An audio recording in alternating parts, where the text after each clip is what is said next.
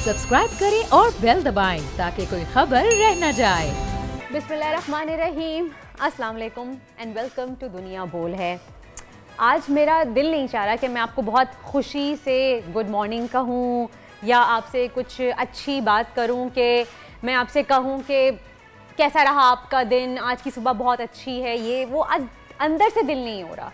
क्योंकि जिस तरह की सोशल मीडिया पे वीडियो वायरल है हमारी एक बहन राबिया की, एक माँ की दुहाई, एक सफ़ेद पोश बाप की बेबसी, ये सब हम देख के हम कैसे सुकून से बैठ सकते हैं, हम कैसे चैन की सांस ले सकते हैं, मेरी ये बात समझ में नहीं आ रही है।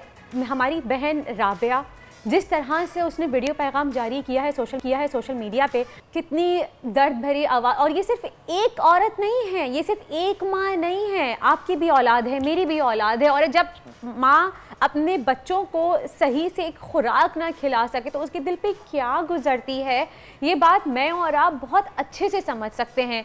राबिया ने सिर्फ एक हिम्मत की, उसने एक सोशल मीडिया पे वीडियो वायरल की, लेकिन यकीन जाने ये एक अकेली माँ नहीं है। ऐसी कितनी राबिया हमारे माशरे में इस वक्त इन तकलीफ से गुजर रही होंगी, इन मसाइल का सामना कर रही होंगी। ये तो रही राबिया की बात कि जो इतनी परेशान है कि उसके बच्चे की दवाइयाँ इतनी महंगी हो गई हैं कि वो अफोर्ड नहीं कर पा रही है, जिसमें आटा दाल चीनी अभी उसने ग्रोसरी में ख़रीदी नहीं है, लेकिन इतना बिल उसका बढ़ गया है तो वो क्या खाए, क्या बच्चों को खिलाए, दवाइयाँ कैसे पूरी करे। उसके आप बात चलें जी, आगे बढ़ते हैं। फैसलाबाद में गुर्बत के हाथों मजबूर बाप ने अपनी 2 बेटियों का गला घोंट कर खुदकुशी कर ली, हालत से तंग आकर खुदकुशी की है। आप सोचे, एक बाप अपनी 2 बेटियों का गला दबाकर खुद मार रहा है और फिर खुदकुशी कर रहा है, वो क्या आलम में मुब्तला होगा, किस तकलीफ में वो मुब्तला होगा, किस कर्म में वो मुब्तला होगा। कि आप देखिए, आप ये लेटर देख सकते हैं स्क्रीन पे, जिस उस बाप ने जो ख़त लिखा है, किस तकलीफ में कि उसके पास कुछ दूसरा रास्ता नहीं बचा, उसने मौत को गले लगा लिया। इसका जवाब कौन देगा यार, अल्लाह के पास भी तो जाने, हमें अपनी कब्रों में भी जाना है।